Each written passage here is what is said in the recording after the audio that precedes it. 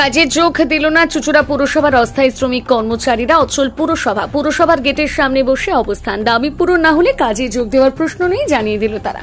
গতকাল গভীর রাত পর্যন্ত পুরসভার চেয়ারম্যান ও কাউন্সিলর সহ আধিকারিকদের মিটিং হলে ঘেরাও করে রাখে শ্রমিক কর্মচারীরা। পুলিশ গিয়ে তাদের উদ্ধার করে। পুরসভার অস্থায়ী কর্মচারীদের দাবি তাদের 100 টাকা করে রোজ বাড়াতে হবে। 65 বছর হয়ে গেলে এমন কর্মচারীদের বসাতে গেলে এককালীন 5 লক্ষ টাকা দিতে হবে। কর্মীদের ইএসআই পিএফ চালু করতে হবে।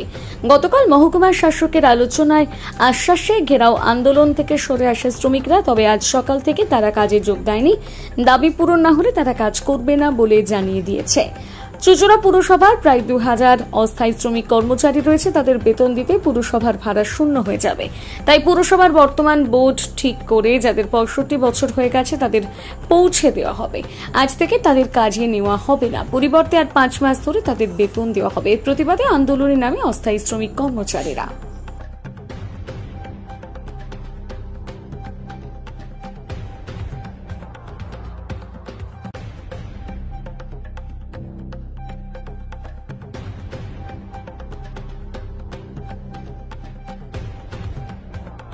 কাজ বন্ধ করে দিল পুরসভার যারা কর্মী রয়েছে, যারা এই জঞ্জাল তোলে, কতটা সমস্যায় পড়বেন?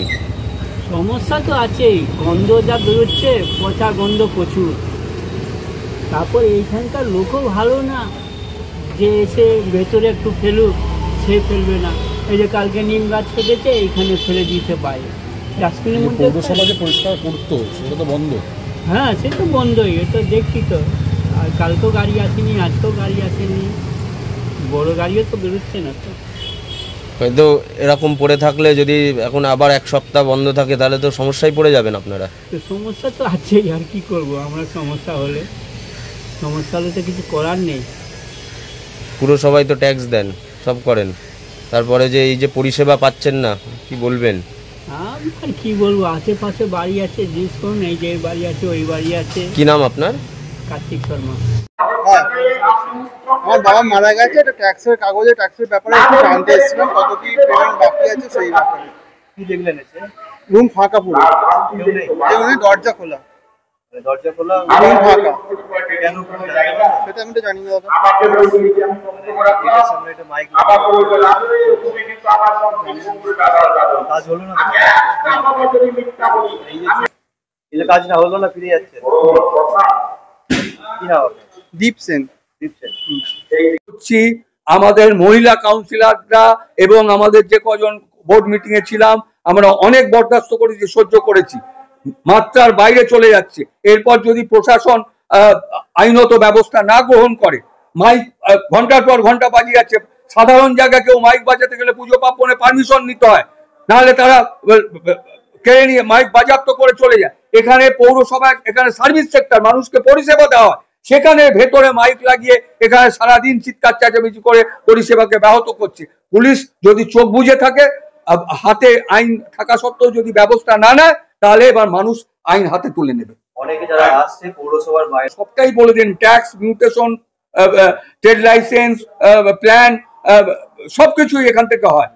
সব মানুষ ফিরে যাচ্ছে। যদি টাকা না জমা পড়ে তাদের মাইনে আটকে যাবে। মাইনা তখন বলবে সময় মাইনা হচ্ছে না। সময় মাইনা দিতে হলে, পরিষেবাটা ব্যাহত হলে কি করে সময় মাইনা হবে? মার্ক্সবাদী কমিউনিস্ট পার্টি, সিপিএম এর এখন কোথাও কিছু নেই। যেখানে একটু কিছু পায় সেখানে গিয়ে এই অসভ্যতাটা করে। আপনারা দেখেছেন এর আগে ওই অভয় কোর্ট রায় দিয়ে দিল, অভয় কাণ্ডে আর্জি করে, সেখানে অসভ্যতা করেছে এবং এখনো সেই অসভ্যতা চলছে। ওখানে চাকরি বাতিল নিয়ে সেখানে সর্বত্র ওই অভয় কাণ্ডে যারা ছিল তারাই অসভ্যতা করে যাচ্ছে, পেছনে আসলে সিপিএম। এবং এই যে বাচ্চারা মারা গেল বা যেখানে যা হচ্ছে সেখানে সিপিএম কিছু লোককে নিয়ে তারা পতাকা ব্যবহার করছে না, কিছু নিরপেক্ষ আমরা এদের যে ট্রেড ইউনিয়নের কোনো নেই, অ্যাফিলিয়েশন নেই, কোনো রেজিস্ট্রেশন নেই। ট্রেড ইউনিয়নের আইনে কাজ বন্ধ রাখা যায় না, ভোটাভুটি করতে হয়। ভোটের স্ট্রাইকের যদি মেজরিটি হয় তবে স্ট্রাইক করা যায়, এবং 60 দিনের নোটিশ দিয়ে স্ট্রাইক করতে হয়। ট্রেড ইউনিয়ন একটা পড়ে আসুক, আমি যেটা বললাম সেটা সত্যতা যাচাই করে আসুক। 2 হচ্ছে কাজ বন্ধ রেখে কোনো আলোচনা হতে পারে না, হয় না, এটা ট্রেড ইউনিয়নের প্রথম শর্ত। সেই কারণের জন্য এরা অসভ্যতা এবং রাজনৈতিক উদ্দেশ্য প্রণোদিত ভাবেই করছে এইসব কাজ, এবং এটা এর আগেও করেছে। সরকার পরিষ্কার ভাষায় বলেছে রিটায়ারমেন্টের একটা বয়স আছে, 60 বছরে রিটায়ারমেন্ট হবার কথা। ডিএম এসডিও সবাই সেই সময় বলে দিয়েছে, এবং জলি চৌধুরী যিনি সুডার চেয়ারম্যান তিনিও এসে বলে গেছেন। তারপরেও করছে। এসডিও ম্যাডামের কাছে তারা কালকে যোগাযোগ করেছে, এসডিও ম্যাডাম বলেছে কাজ চালু করুন, নাহলে আমি কোনো আলোচনা করব না। এবং আমরা ওদের জন্য স্পেশাল বোর্ড মিটিং করেছি। আমরা 65-তে 60-এর জায়গায়, যেহেতু টাকা পয়সা বেশি কোনোভাবেই নো বেসিসে যারা কাজ করে ক্যাজুয়ালে, তাদের টাকা পয়সার কোনো প্রভিশন নেই, সেই কারণে আমরা বলেছিলাম 60-এর জায়গায় 65-তে রিটায়ারমেন্ট করবে। এবং তারপরেও আমরা বলেছি যে 6 মাসের মায়না তাদের যেটা হয় যার যার ক্ষেত্রে, সেইটা আমরা তাদের প্রদান করবো। প্রসিডিংসেও লেখা আছে, মিথ্যা কথা বলছে যে কোনো কিছু লেখা হয়নি, সবটাই লেখা আছে, আমি সেটা দেখাবো আপনাদের, সব লেখা আছে। তারপরেও এরা রাজনৈতিক উদ্দেশ্য প্রণোদিত ভাবে কোথাও কোনো কিছু করতে পারছে না, এইসব করার চেষ্টা করছে। যদি এটা করে, এখন সামনে মহরম এবং রথ আছে, মহরম এবং রথের সময় যদি সাফাই কাজ বন্ধ রাখে, এমনি তো মায়না কাটা যাবেই। এর আগে আমরা দয়া করে ওদেরকে মানবিকতার খাতিরে স্ট্রাইক করেছে, আমরা মায়না দিয়ে দিয়েছি। এখন আর কোনো সে প্রশ্ন নেই, গভর্নমেন্ট আমাদের বলে দিয়েছে টাকাটা জনগণের টাকা, এইভাবে আপনারা বিলি করতে পারেন না। সেই কারণে যারা কাজ করবে না তাদের মায়না কাটা যাবে, এবং কাজ না করলে স্ট্রাইককে বেআইনি ঘোষণা করা হয়েছে। এই রথ, উগ্র রথ এবং মহরমকে যদি বাধার সৃষ্টি করে তাহলে প্রয়োজনীয় ব্যবস্থা নেওয়া হবে। এবং এক নাগারে যদি কোনো অস্থায়ী কর্মচারী কামাই করে, সরকারের যে আইন আছে তাদের বসিয়ে দিয়ে নতুন লোক নিয়োগ করা যায়, সেইটা হচ্ছে, সেই ব্যবস্থাতে আমাদের যেতে হবে। বারবার দেখা যাচ্ছে এই যে অস্থায়ী কর্মীরা রয়েছে বারবার এই পদক্ষেপ বেছে নিচ্ছে এবং সমাধান কিছু হচ্ছে না। একটা না, ঠিক মতো বাসের ভেতরে মাসে হচ্ছে, পেনশন হচ্ছে, সবই হচ্ছে, সমাধান সবই হচ্ছে, কিন্তু রিটায়ারমেন্ট আজীবনকাল পৃথিবীর কোথাও নেই আজীবনকাল চাকরি, আজীবনকাল। তাও আমরা 60-এর জায়গায় 65 করেছি, 50,000 টাকা প্রায় 6 মাসের মাইনা, সেটা দেওয়ার ব্যবস্থা করেছি। 60 বছরে বসিয়ে দিয়েছে বাঁশবেড়ে মিউনিসিপ্যালিটি, সেখানে তারা 25,000 টাকা দিয়েছে, এবং সেখানে রিটায়ারমেন্ট হয়ে গেছে। তা এখানে এইসব করে 65 হবার পর 50,000 দেওয়ার পরে এসব যদি করে, তাহলে আমরা তো হাতে আইন তুলে নেবো না। সিপিএম এর মতো সিপিএম ক্যাডার নামিয়ে দিয়ে মেরে তাড়িয়ে দিত, আমরা আইন হাতে নেব না বলেই আমরা প্রশাসনকে জানিয়েছি। প্রশাসন, স্থানীয় প্রশাসন, পুলিশ প্রশাসন, তারা আইনত ব্যবস্থা গ্রহণ করবে। এখানে সব মানুষ এখানে ট্যাক্স দিতে আসে, মানুষ এখানে মিউটেশন করতে আসেন, মানুষ এখানে ট্রেড লাইসেন্স করতে আসে, মানুষ এখানে প্ল্যান করতে আসে। এই টাকাটা যদি এই আন্দোলনের পরে বন্ধ হয়, তাদের মায়না বন্ধ হবে। দাবি হচ্ছে 5 লাখ টাকা দিতে হবে রিটায়ারমেন্ট। দাবি তো যে যা ইচ্ছা করতে পারে, রাস্তায় যে ইচ্ছা বলতে পারে, ওই দাবির কি মূল্য আছে? সবকিছুর নিয়ম আছে, ওদের একটা পয়সা দেওয়ার নিয়ম নেই সরকারের পক্ষ থেকে যারা নো বেসিসে কাজ করে। দাবিতে কি যায় আসে? মূলত আরো দাবি ওদের আনা যখন বলা হয়েছিল তাদের পয়সা মাইনে থেকে টাকা কাটা যাবে, সেই কারণে তারা পিএফ এর আওতায় যায় না, রাজি হয়নি। ওসব গুজবে, রাস্তার কথা আমরা তো জবাব দিতে পারবো না।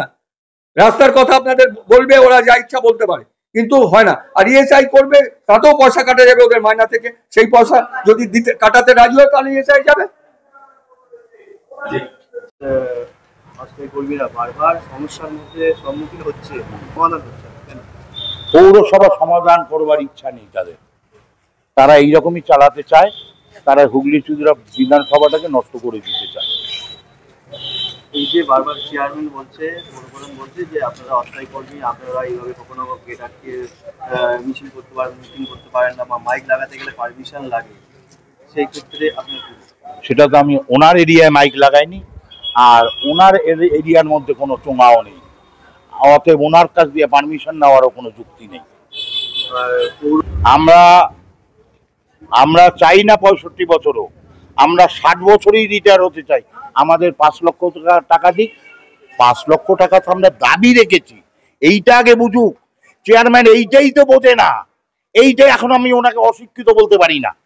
উনি এইটা বুঝুক, একটা চেয়ারম্যান এত অযোগ্য লোক যে 5 লাখ টাকা আমরা দাবির, 50 লাখ টাকা আমরা দাবি রাখতে পারি, সেটা তো কথার মাধ্যমে মীমাংসায় আসবে, সেটা কথার মাধ্যমে মীমাংসা হবে।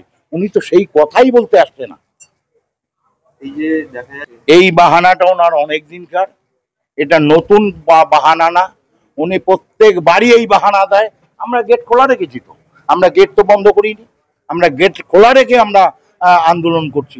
আমরা গেট খোলা রেখে আন্দোলন করছি। কেউ যদি ট্যাক্স দিতে হয় ট্যাক্স দিতে পারে।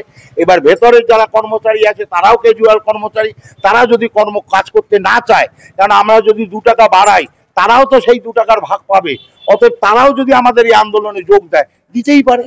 বলছি ইচ্ছুক যারা কর্মী রয়েছে তাদেরকে আসতে বাধা দেওয়া হবে না, আমরা কাউকে বাধা দিচ্ছি না, আমরা কাউকে বাধা দিচ্ছি না, আমরা রিকোয়েস্ট করছি। মূলত আপনাদের দাবি কি কি রয়েছে? আমাদের দাবি 8 দফা দাবি, যেমন প্রভিডেন্ট ফান্ড, গ্র্যাজুইটি, এসআই, এইসব আরো আছে। সবচেয়ে বড় দাবি হয়েছে এই 60-65 বছরে পশ্চিমবঙ্গের মধ্যে কোনো আর 128টা পৌরসভা নিগম ফিগম নিয়ে কোনো পৌরসভায় এই নিয়মটা নেই। এই হুগলি চুঁচড়া পৌরসভার বাঁশবাড়িয়া পৌরসভা চালু করেছে, আর কোথাও নেই। আর যেখানে পৌরসভায় চালু করেছে সেখানে কিন্তু তারা সেই রকমই পয়সা দিয়ে একজন তার বাড়ির লোককে চাকরিতে নিয়োগ করে তারপরে কিন্তু রিটায়ার করাচ্ছে, এই পৌরসভা করাচ্ছে না। বলছে ইএসআই আর পিএফ চালু করলে আপনারা যে টাকা দেয় সেই টাকা থেকে টাকা কাটবে, সেটা নাকি আপনারা রাজি নয়। না, আমরা রাজি আছি তো। কে বলেছে রাজি নয়? কে বলেছে রাজি নয়? পৌরপ্রধান বলছে। না, পৌরপ্রধান বললে তো হবে না। পৌরপ্রধান গায়ের জোরে তো অনেক কিছু বলে। পৌরপ্রধান তো গায়ের জোরে বলে যে আমি নাকি সিপিএম এর লোক। তা পৌরপ্রধান বললেই হবে নাকি? ওনার সার্টিফিকেটে আমি পার্টি করি নাকি? না, ওনার সার্টিফিকেটে আমি রাজনীতি করি। আমি রাজনীতি করি মমতাদির আদর্শে, মমতাদিকে দেখে, ওনার আদর্শে বা ওনারে দেখে না। ওনাকে দেখে যদি রাজনীতি করতাম তাহলে গোল্লায় চলে যেতাম। এই যে সামনে রথ মহরম রয়েছে, এখন পৌরসভার বিভিন্ন ওয়ার্ডে বিভিন্ন রাস্তায় দেখা যাচ্ছে গার্বেজ করে পরিষ্কার হচ্ছে না, আপনাদের দিক দিয়ে কি বক্তব্য? এবার বলুন তো, 4 দিন গাড়ির তেলের পয়সা দিতে পারেনি, 4 দিন গাড়ি বন্ধ ছিল, বড় গাড়ি। তখন কোথায় গার্বেজ ছিল? তখন গার্বেজ কি উনি মাথায় করে নিয়ে পরিষ্কার করেছে, না আমাদের শ্রমিকরা পরিষ্কার করছে? এখন 4 দিন তো তেলের পয়সা দিতে পারিনি বলে 4 দিন ধরে গাড়ি বেরোয়নি, কোনো ট্রাক্টর বেরোয়নি, পাড়ায় পাড়ায় জঞ্জালে স্তূপাকার হয়ে গেছে। তখন উনি কোথায় ছিলেন? এখন আমাদের এই দাবি যদি না মানে, ওই যতই যা বলুক আমরা আর কোনো কিছুতে মানতে রাজি না। আমাদের এই দাবি মানবে, 100 টাকা রোজ মজুরি বৃদ্ধি করতে হবে, আর প্লাস ওই 60-65 নিয়ে আমাদের বসতে হবে।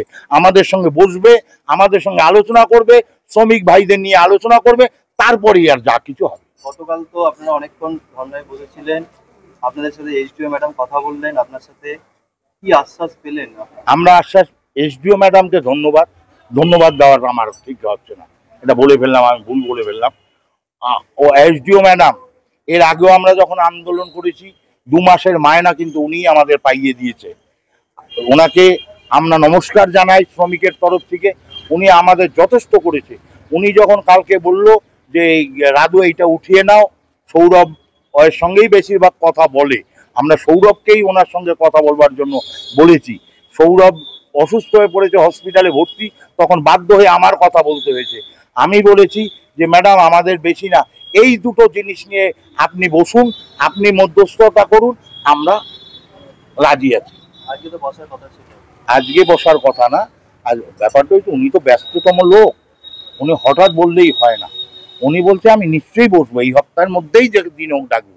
আমিও কিন্তু তখন বলেছিলাম ম্যাডাম যেদিন আপনি ডাকবেন সেদিনই আমরা বসবো, কিন্তু তবে আমাদের আন্দোলন আপনার সঙ্গে বসার পর নীতিবাচক যদি আন্দোলন কথা হয় তাইলে আমরা আন্দোলন তুলে নেব, আর নীতিবাচক না যদি হয় তাহলে কিন্তু আন্দোলন আমরা তুলতে পারবো না। এসডিও ম্যাডাম কি বলেছেন আপনাদের কাজের দিকে? হ্যাঁ বলেছে, উনি বলেছে আমাদের, উনি তো বলবেই, প্রশাসনিক লোক। আমরা কাজে যোগ দেবো না, আমাদের সঙ্গে আমাদের নিয়ে যতক্ষণে না বসবে এবং আমাদের নিয়ে এই দুটো ব্যাপার নিয়ে যতক্ষণে আলোচনা না করবে। রাধেশ্যাম সংক্রমণ।